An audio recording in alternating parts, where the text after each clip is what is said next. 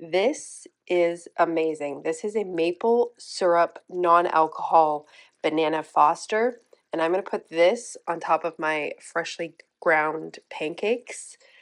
This stuff, oh my goodness, it's amazing. I'm definitely going to do a video and show you guys how to make this because it's sugar-free.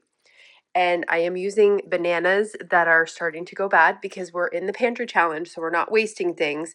And honestly, I am getting tired of banana muffins, so I thought outside the box, and I'm making some banana foster to put on top of my freshly ground pancakes. So excited for this meal. I have some homemade turkey sausage from turkeys that we raised. Oh, this is such an amazing meal. I'm so pumped for breakfast today. Good morning, guys, and welcome back to the Everyday Home. Today, I thought I would turn the camera on and bring you with me as I get some canning projects done. We are canning in the Pantry Challenge. So we've been eating through our pantry quite a bit with the Pantry Challenge. In fact, we've been eating through it so much that we are extremely low on our carrots. So I decided yesterday to finally get some of my carrots canned. I think it was a couple months ago, I had actually bought a 25-pound bag of carrots from Azure Standard, and they were in my garage fridge. And because my garage fridge is a little bit of an older fridge, unfortunately anything stored on the bottom shelf tends to freeze. So the bottom half of that 25-pound bag of carrots were frozen. So unfortunately I had to get rid of maybe about 10 carrots, but I was able to get the rest of them canned. I actually took a video of me canning them, so I'm going to include that here and show you guys how simple, like simple it is to do vegetables, especially root vegetables like potatoes. I know I did a video maybe about 3 weeks ago showing you guys canning potatoes, carrots, green beans, all that stuff. Super easy to do. So I'm going to include that clip in here and show you guys me doing that project.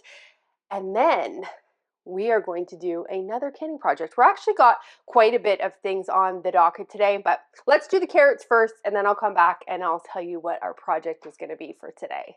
So this is the bag of carrots. You can see here that the bottom was just all frozen. And like I said, I had to unfortunately get rid of about 10 of them, but we were able to save majority of the bag. This is the price I pay for procrastinating. So to get started with the project, I'm going to take the carrots and I'm going to peel them. And then once I get them peeled, I'm just going to rinse them off really good. And then we're going to cut the ends off of the carrots because you don't want any of that bad stuff in the canning process. So just get rid of the root ends. And then with the carrots, you can cut them however you really like to cut them. With the really big carrots, I actually ended up quartering the carrots, but the ones that were a normal size, I just cut them in half. I have in the past used like a crinkle cutter and it makes them really fun, but I was just doing a quick project here, so I was just cutting them into rounds. So that is the cookbook that we are going to use today, or that I was referencing for the directions.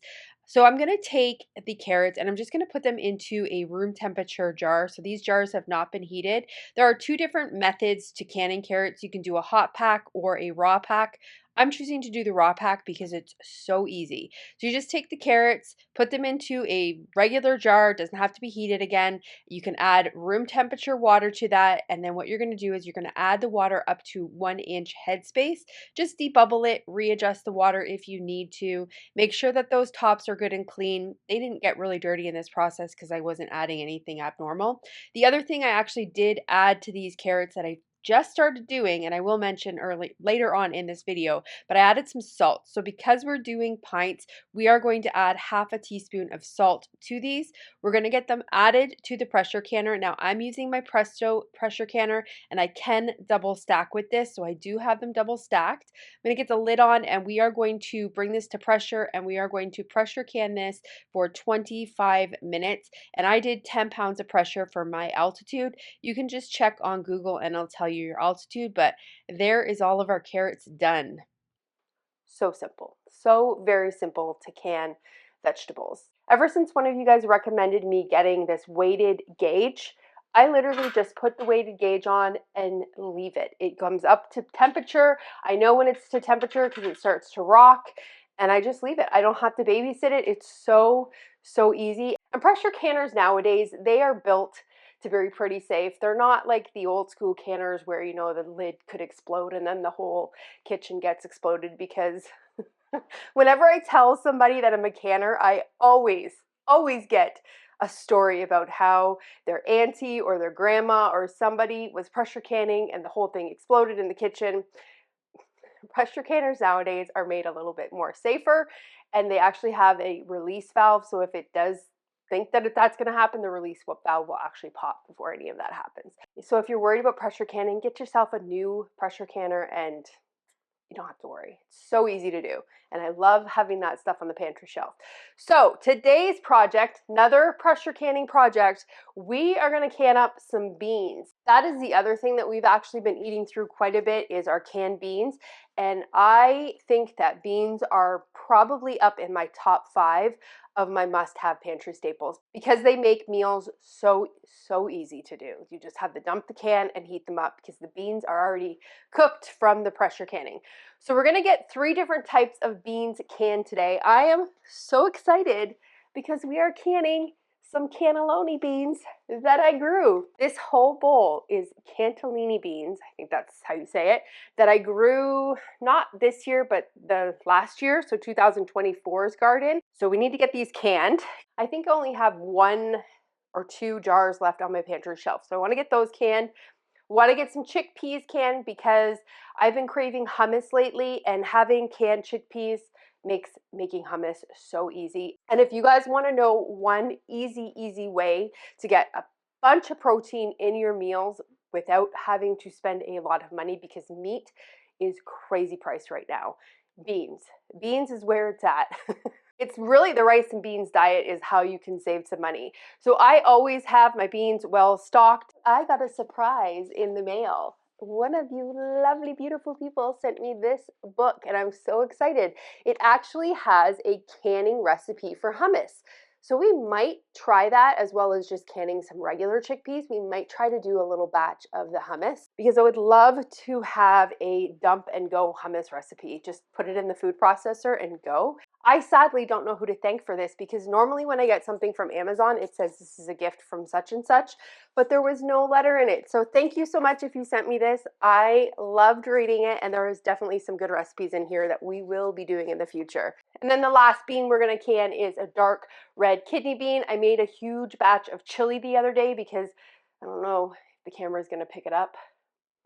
It is freezing cold and we are still covered in ice. It has been over a week since we had that storm, and we are still dealing with at least 4 inches of ice on all of our surfaces. My driveway has ice about this thick on it that I cannot get off. Our temperatures haven't gone beyond 25 in the last week, so none of it's melted. Today the sun is out, and let's see what temperature it is. I'm praying that we can get at least above 32 so that some of it can start melting. We are on a pretty main road, so our road has been plowed quite a bit, which is really nice, so it doesn't have snow on it, but like you can't even really see where my driveway is, other than that tiny little spot there that I have been working religiously at trying to clean off, but it's just ice everywhere. We're at 26 with the feels like of 20. Oh, please get to 32. It would melt with the sun if it wasn't such a thick layer of ice, but we've actually had snow the last 3 days as well, so that snow just keeps getting compacted on top of the ice. I'm just hoping that this weather breaks soon and we can get back to our normal southern weather, because this is horrible. Horrible. I've actually been hesitating filming because I don't know if you can hear it in my voice, but I have been battling a horrible cold. Stephen was dealing with this, like, I'm gonna call it a flu, because it really had him down for at least 3 days. He was dealing with that, and I was all confident, like, yay, I'm not gonna get sick. My immune system's a powerhouse. I'm gonna avoid this sickness, and I didn't get sick. And then the day that that storm rolled in, I got sick. Like, I got really sick. I was down for the count for, like he was, 3 days, and I'm now slowly coming out of it. It's just all in my chest. It's like a really bad chest cold, but a head cold also. I didn't really want to film because my voice sounded horrendous. It's sounding a little bit better today, so I do apologize if my voice sounds a little bit not my normal voice, but we're gonna get through some stuff today. Steven is actually out of town. He's been out of town all week. He's been in California for a car show. So because he's not home, I am eating all of the things that he does not like. I know I mentioned a couple weeks ago that I didn't want to make a pot pie because he doesn't like peas and I like peas.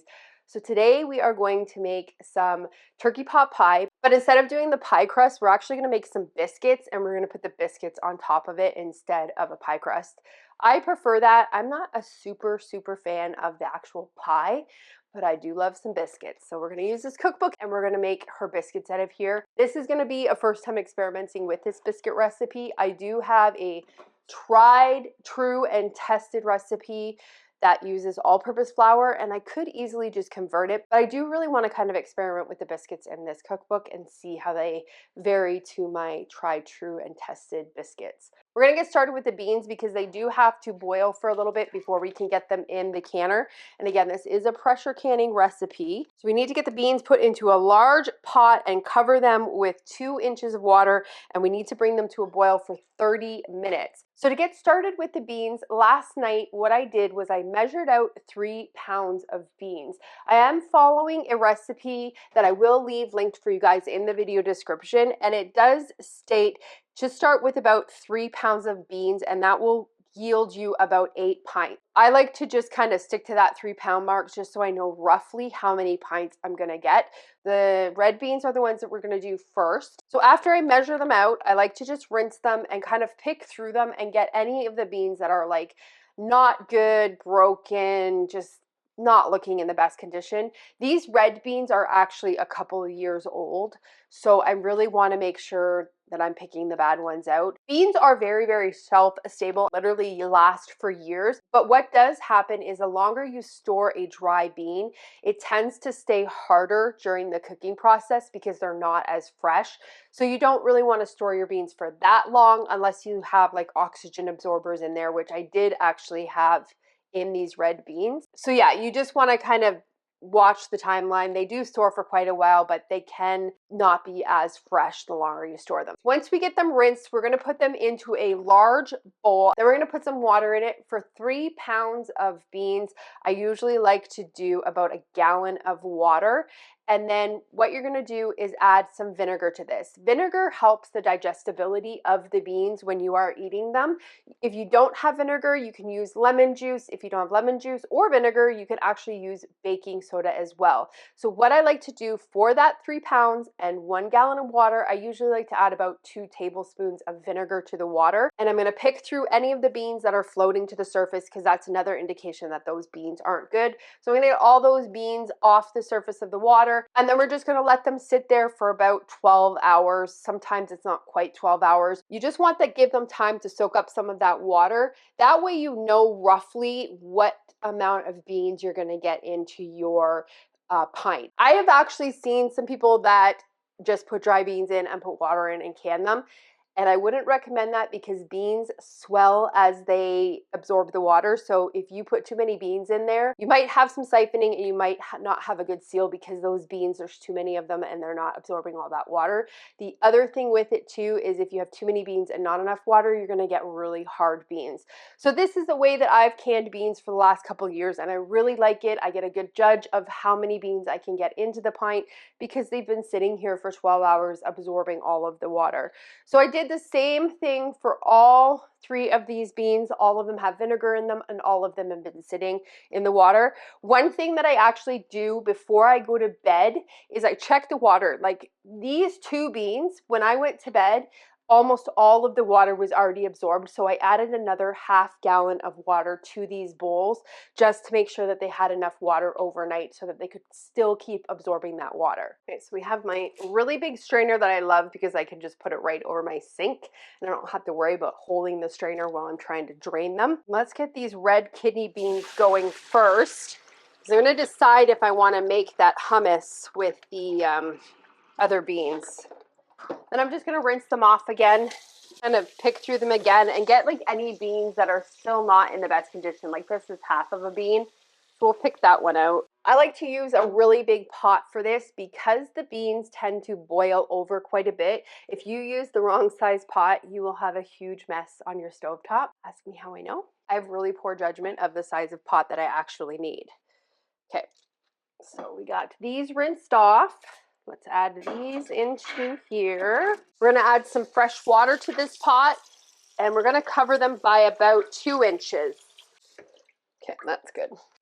Get this pot, put on the stove top, and we'll get it put onto a medium-high heat. Oh, we don't want to cover the pot just yet.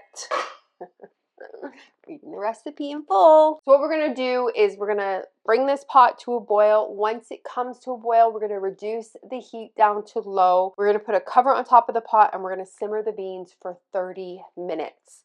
I need to get some jars hot because we're going to be putting hot beans into jars, so we need them to be hot, and we also need our pressure canner to be up to temperature as well. So let's get that turned on to a low heat to get that warming up. I'm trying to decide if I'm going to do salt or not. I've actually been putting salt in a lot more of my canning stuff, just because I find that I'm already salting it when I take it out, so I might as well just put salt in it during the canning process. So all of these carrots that I canned yesterday, this is the first time experimenting adding salt to them. So we'll see how it is. I actually need to get these carrots put onto that shelf because we will need this space to put all of the beans that we're canning now. So let's get these rinsed off, get these rings off, get them labeled, and get them put into the pantry. Probably gonna have to do a little bit of reorganization because we have a lot of jars of carrots and not a lot of space. So I think what I'm gonna do is maybe double stack some of these green beans and double stack some of this corn. So I'm going to do 2 rows of green beans and 2 rows of corn. We will do this while we're waiting for the beans to boil. So I have a really thick, I don't know if it's going to pick up how thick it is, really thick piece of cardboard. This is what I put in between my jars because I do think it's safe to double stack if you are using an appropriate size cardboard. You don't want to just use a thin cardboard to do this. You want to make sure it's thick so that it can absorb any of that pressure that the top jars are putting on it. Guys, do your own research when it comes to double stacking. I've done research and found that it is safe to double stack. That is why I do. If you've done research and in your opinion feel it is not safe, then that's your opinion. I feel it's safe, so that's why I do it. We are definitely all entitled to do what we feel is safe without shaming anyone for their choices. I want to do these carrots first because these are the ones I did. When did I do these ones? I did these ones in April 2025. So we're going to leave these up first so that we can use those ones. Oh, these are all different dates. In the summer, with my green bean canning, because I was getting such random harvests of green beans, we have green beans canned on the 29th, the 10th, the 17th, 23rd. So I want to make sure that I have the oldest one to the very, very front first. And I think these are all October, September. Yeah, these are all September. And most of these are October. The 23rd, I only had enough for 1 jar. I think that might have been during, no, September wasn't the Every Bit Counts challenge, but I was still kind of practicing the Every Bit Counts challenge because we were harvesting them. Okay, we have room for carrots.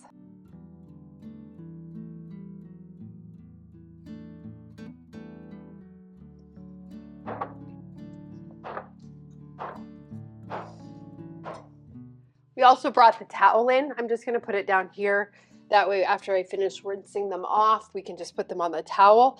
I'll show you why I rinse stuff off. And hopefully the camera will pick it up. You see all of this? This is all siphoning, still at a safe level, and it is still completely covered, but it did siphon a little bit. So the top of the can is really sticky. You wanna make sure you're cleaning that off because you don't wanna encourage bugs. You don't wanna encourage stickiness. Like this is all super sticky around there. I don't want that in my pantry.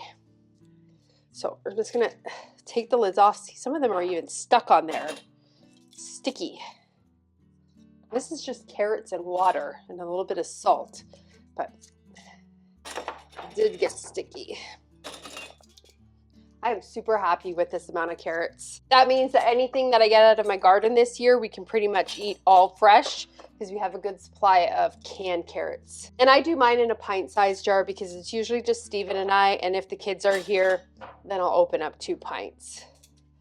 But pint size is probably my most used size jar because, again, just the 2 of us usually. I'm just gonna get the tops of the jars good and cleaned, and then I like to wipe around the rims of them. Just wipe the whole jar off. And then before I label them, I'll just check the seal. I've already did the tap test and all of them seem to have sealed, but I also like to do the test where I do this. Just make sure that it's good and sealed. Let's check our beans and see if we need to give them a stir. Starting to boil. Okay. Ooh, sticking to the bottom. Okay, so we're gonna turn this down to low, and then we're gonna get the lid on it and get these simmering. I actually want to give it a minute before I put the lid on it though, because it is boiling pretty hard. And if I put the lid on, it will make a mess. And this is why I say use a bigger pot than you think you need. Because they do boil up quite a bit. This is definitely not simmering right now, it's boiling. We need it to be a simmer. It's good. We'll set the timer for 30 minutes. And after I get the jars washed, I like to just dry them off. And then we'll test them and then label them. This is usually my routine that I do in the afternoon after something's sat for about 24 hours. I'm still not feeling 100% and don't have a lot of energy. This canning might take it out of me. We do need to at least get the biscuits done though. All right, got them all washed. We're gonna just label them.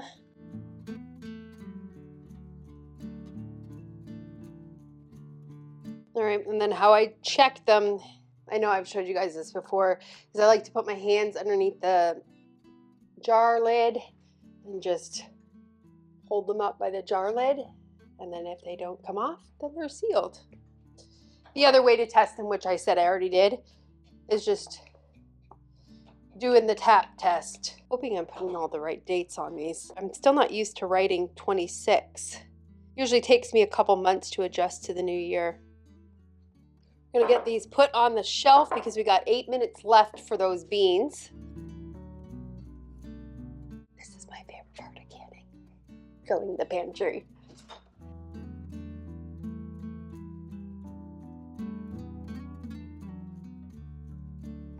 I actually told Steven that I want to get a bungee to go across this way, or at least put some wood, like get a little 2x2 and then drill it into here and then put it here. That way I don't get any of the jars falling forward. That's the one bad thing about double stacking, is that unfortunately you can get jars fall off if we get a little bit of shaking. But we're not really prone to earthquakes in this area. We do have the very, very odd earthquake, but it's actually not in this particular area. So we don't really have that worry. I'm starting to go down. I am not feeling good right now. Ugh. I cannot shake this cold. And I have been taking so many medicinal herbs to try to get rid of it, and it's just not going anywhere. Already feeling very burnt out just from the carrots. We've not even started the beans. I was reading the hummus recipe. I think this is a good activity to do maybe when we have garlic harvest. It does take quite a bit of garlic. So I think what I'll do is we'll do this hummus project when it's garlic season, so in July. Okay, let's get the beans off. And these jars are hot also. I'm gonna take a slotted spoon. These beans feel pretty hard. Hopefully they aren't too hard. We are going to fill the jars and leave 1 inch headspace.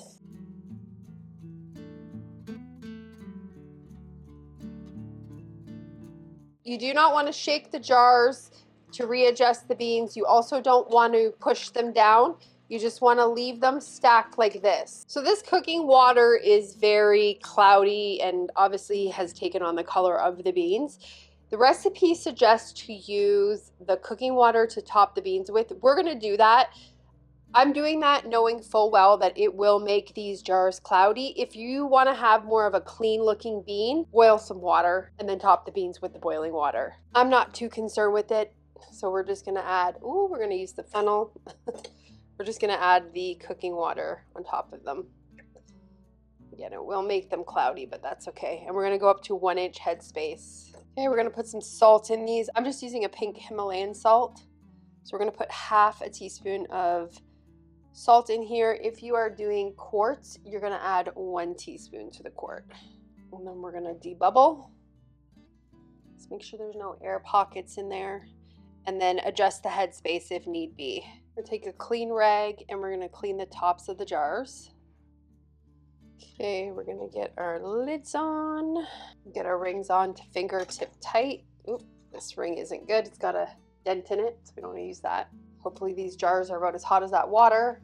One thing I like to do before I put my lid on is I always check this, make sure this is good, make sure this is good. Also make sure that I can see through this little spout. With my altitude, I need to bring these to 10 pounds of pressure. And because I'm doing pints, I need to can these for 1 hour and 15 minutes. So a very long time. So it'll take a little bit. I do have a countertop canner, but we'll probably get that many pints for the chickpeas. Countertop canner is perfect for small little batches, but when I'm doing big canning projects like this, I need my big double stacker. So what we'll do is we'll get our biscuits ready and get them sitting in the fridge because they do have to sit for at least half an hour in the fridge before we can make them. To get started with the biscuits, we need 3.5 cups of soft wheat.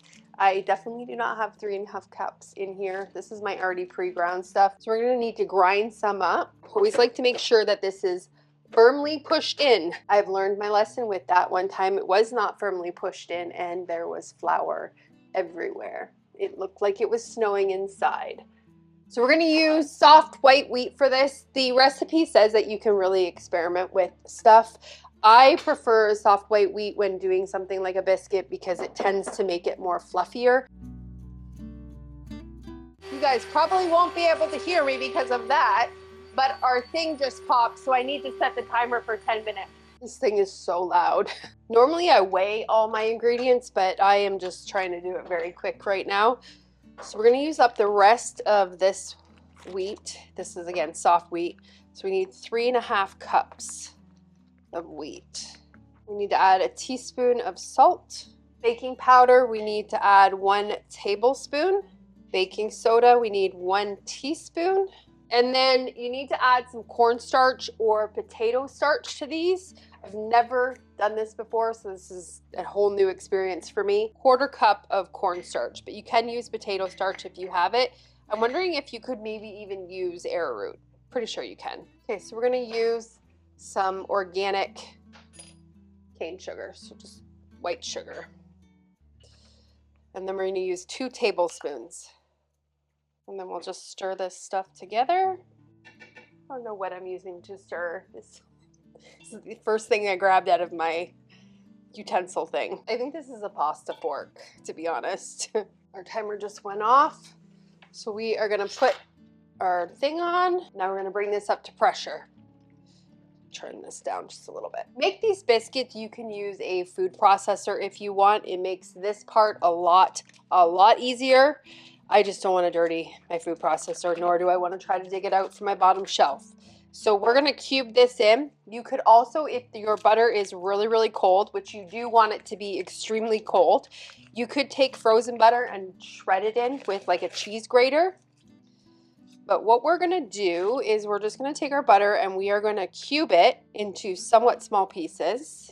And we're using 1 cup of butter for this. Put the cubes in here. I don't necessarily know if this matters or not, but I am using a salted butter. I don't ever use unsalted. It's just, I prefer salted butter and just adjusting the salt to taste with other stuff. I just find that it makes baked goods taste so much better using salted. Now we have all of our cubed butter in there. We are going to use a pastry, what is this thing called? We're going to use a pastry cutter. And we're just going to cut this butter in until it is in really small chunks and it's even throughout all of this. You want to do this somewhat quickly because you don't want this butter to melt or get room temperature. You really want your butter to stay cold. That makes for a much flakier biscuit. If you don't have a pastry cutter, you could just use forks also, or again, food processor. Okay, so we have some bigger chunks in there, but that butter is pretty good and mixed in. And again, I'm okay with the big chunks because I want the big chunks in there to kind of melt. So we're gonna use some buttermilk. I'm going to use store-bought buttermilk. So if you do not have any buttermilk, that's perfectly fine. Before you start making this recipe, what you want to do is take 1 1/4 cup of regular milk, and then to that you're going to add 1 tablespoon of vinegar, and I would use a white vinegar for this situation. You're going to stir that and you're going to wait until that curdles, and that will make your buttermilk. So you don't necessarily need to have store-bought buttermilk. You can make your own really easy. So we're going to use 1 1/4 cup of this. So we have our well. And then we're going to add just a little bit, I would say about half of this. And then we're going to incorporate that. I'm going to use my hands. My hands are clean. Just going to incorporate it into the dough. I'm going to try to do this quickly again because I don't want to melt that butter. And we'll add the rest of it. Normally I do this on the countertop and not in a bowl, but just trying to, I guess, be a little bit more cleaner. And I'm just making sure I get all that flour absorbed into this. You see I still have some loose flour on the bottom of the bowl. You don't want that. You want it all to be incorporated. We're going to cover this bowl and we're going to get this put in the fridge for at least 15 minutes. I'm going to leave this in here for a couple of hours and then we will make the pot pie with this later. We're still waiting for this to come up to pressure. We need it to be at 10 pounds of pressure before we can start our timer. And then once that's done, I'll come back and show you guys them coming out of the canner. This is now come down from pressure. We are gonna take this off.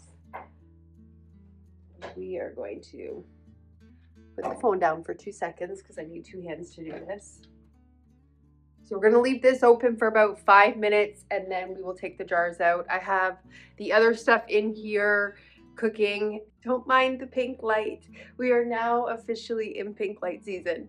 These are my grow lights. I started a whole bunch of seeds yesterday. Oh, I want to show you. I think I actually have one that is popping up right now. Oh, we do. It's a kale plant. Oh, I think. Oh, we even have a broccoli coming up. Happy birthday, broccoli. I just planted these. Not yesterday, but the day before yesterday, and we've got more kale coming up over here. That's exciting. Normally, you do not need to have lights when you are first starting your seeds, but I have chamomile in here, I have eucalyptus, and I have feverfew, and they all require light in order to germinate. So that's why I have my grow lights on. It'll probably be a nice pink shade until April-ish, because by April, my stuff is out in the greenhouse. Okay, let's get these beans out so that we can get this going with the next batch. Here we go. Here's the beans. Hour and 15 minutes. Actually, it's definitely longer than an hour and 15 minutes because like I said, we had to bring it to pressure and then we had to wait for it to come down from pressure. Let's hope we have all seals. It looks like we had a little bit of siphoning because it looks like there's a little bit of bean particles in there, but that's pretty good for kidney beans. That will definitely last us a year. We don't eat a lot of red kidney beans. I really just use them for chilies, and we're in prime chili season right now, so this should be good for us right now. Not a fan of these glasses. These are my blue light reading glasses. We're gonna also rinse out the pressure canner and get some fresh water in it. Did I set a timer for this? No. Did not set a timer for this.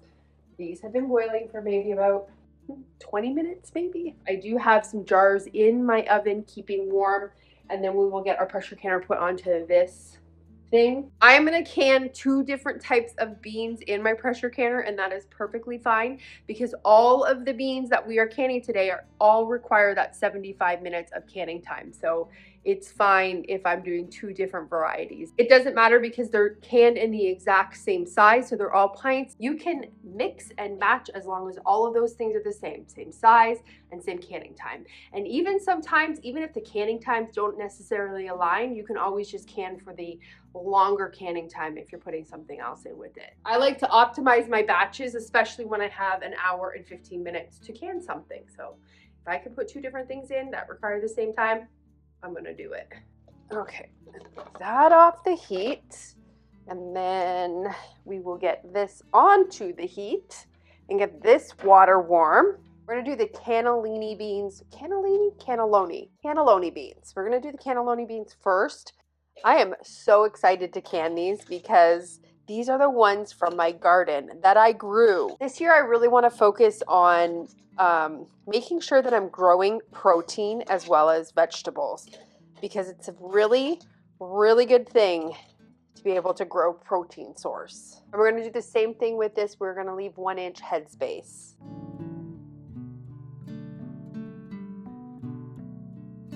These are very hot, and this water, we just started, so it's not hot enough. I'm gonna wait for this water to come up a little bit more closer to this temperature, and then we'll put these in and get our other ones canned, because that one's gonna ding in 2 minutes. We are actually gonna combine 2 different kinds of beans. So we have cannelloni and we have chickpeas in one jar. Let's head back to the pantry or the pink room, and we'll grab our stuff for our pot pie. Sorry about the lighting, very colorful back here. I honestly wonder what people think when they drive by this house. Well, I know what they think. I definitely know what they think when they drive by and they see grow lights shining. Okay, so we're gonna grab some carrots. Then we are also going to grab some turkey broth. We need canned turkey. We can use chicken in this. Also, I do have canned chicken. Let's use the chicken because it's actually older. So we'll use some canned chicken. I'm gonna make this in my cast iron skillet because I can just take it from the stovetop and put it right into the oven. So we're gonna preheat the oven for 400. I'm just kind of taking a whole bunch of different recipes and just kind of mixing them together. So I will leave the ingredients printed in the video description for you. I got some frozen peas out of the freezer.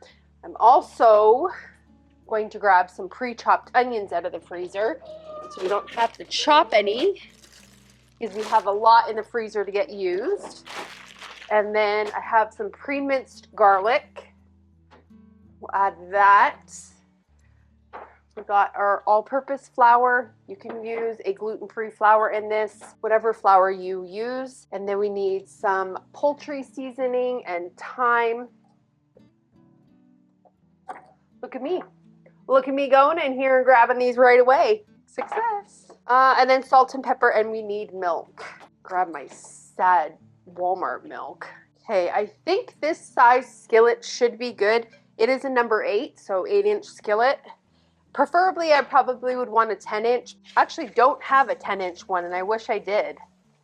Just cleaning up some of this bean spillage. My kitchen doesn't smell fantastic right now. It smells like we were canning beans. Not the most pleasant smell. The chickpeas, for some reason, were the stinkiest out of all of the beans. And I can't open a window because the feels like temperature right now, I think, is 7. In a skillet, we're gonna melt some butter. So we're gonna probably use about this much butter, what, a tablespoon and a half. We're gonna get the cast iron warm first before we put the butter in it. That is one way to keep your cast irons non-stick, is you actually should heat the cast iron before you put anything in it at all. And then when we put the butter in, we're gonna also let that butter melt before we put anything else in it. Using cast iron is kind of slow cooking because you really do need to let it get to temperature. If you just put the butter in right away, I mean, it would work, but it's more likely to stick. So you really just want to bring this up to temperature first before you put anything into it. So the amount of onions we would need is about a 1/4 onion to 1/2 an onion.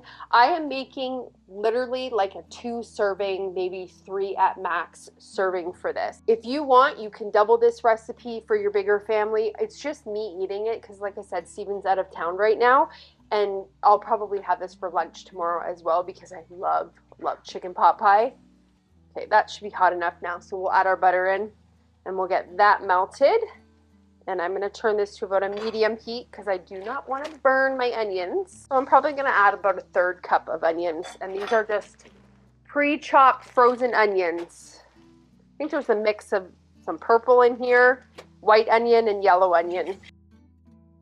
I might add a little bit more than that. I might add 2/3 of an onion.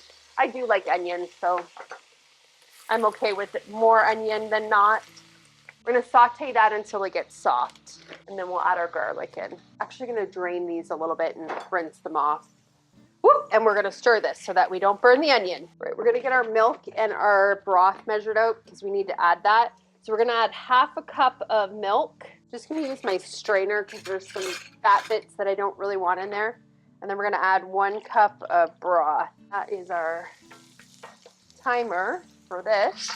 Let's get this on. I'm gonna turn the heat down a little bit on that, bring that up to pressure. We're gonna add maybe like a teaspoon of garlic in here. This is just garlic and oil that I actually put in my freezer and just took out of the freezer, so that's why it looks a little bit weird. And then we're gonna add our flour in here.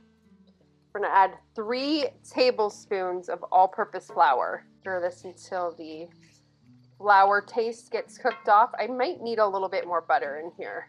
I'm gonna add a little bit of this milk and broth. Our oven's preheated now, just to kind of help this flour burn off a little bit of that raw flour taste. Okay, and we're gonna slowly whisk in our milk and what are we using with this? Broth. You can use half and half also if you wanted it to be really, really rich. I'm gonna slowly whisk it in so we don't get lumpy. Add the rest of this in. Okay, so we're gonna add some seasonings. We're gonna add about half a teaspoon of some thyme. I'm just using dried thyme. Half a teaspoon of some poultry seasoning, maybe a 1/4 teaspoon. Not quite half. 1/4 teaspoon to half a teaspoon of smoked paprika. Now my broth that I am using is not salted, so I'm probably gonna come in with about a teaspoon of salt and then about half a teaspoon of black pepper. I'm gonna give it a quick taste to make sure that we have enough salt in this. We definitely have enough salt. We probably have too much salt. We're gonna be adding the chicken, and the chicken has broth in it also, so that will help take a little bit of that saltiness off. We're gonna add our frozen peas in. I'm probably using about a cup of frozen peas. Let those melt a little bit before we add the other stuff. If there's not enough broth in this, I might add some more broth to this because this is really thick and I don't want it quite this thick. Okay, and then we'll add our can of chicken in here with the juice and everything. I don't think we're gonna add the full can of chicken because that is a lot of chicken in there already, and if I add more, it's probably gonna be too much. Okay, and we'll add probably about half of these carrots. We might be able to add the whole thing, maybe not. I don't know, we'll see. We're definitely going to add more broth. Maybe a touch bit more broth. I'm gonna turn the heat off of this because we need to get our biscuits ready to go on top. I am going to put the skillet on top of this. In case it overflows, I do not want it to overflow into the bottom of my oven, so I am going to put the cast iron on top of this baking sheet. Here is our biscuit dough. And I'm gonna use a biscuit cutter also. It does suggest to put flour down on the surface, which I will do, that leftover flour. So put a little bit down on the counter. The thickness all is up to you, how thick you want your biscuits. I want them to be pretty thick on top. So this is probably maybe about 1 inch. Put a biscuit on top. This is starting to rock. I'm gonna definitely turn the heat down and we are gonna start our timer for the 75 minutes.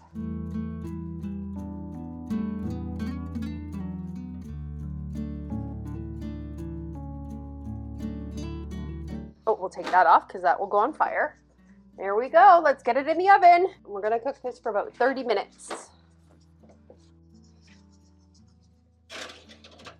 I'm going to take this leftover biscuit dough and I'm going to put it in a Ziploc baggie. I'm just going to put it in the fridge and then have this for breakfast in the morning. I can just make some fresh biscuits with it.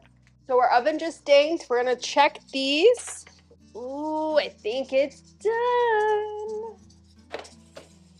Yummy. Now, normally when you make the biscuits with the pot pie, the biscuits are soft underneath, which I personally love.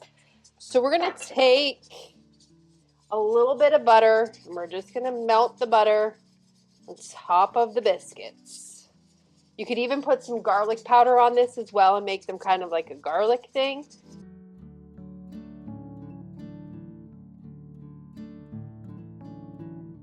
I've been craving this one for a while. So we still have about half an hour left on that canner. So I'm just gonna let that finish canning, and then I'll come back after like I normally do and show you guys them coming out of the canner. But we definitely had a full day today. We got some more stuff put onto our pantry shelf. I'm excited that we're now on month 2 of the pantry challenge. We are cleaning out our pantry pretty good, getting some empty jars, and we are also making a good dent in our freezer, which is awesome. Make some room for that new beef order coming in.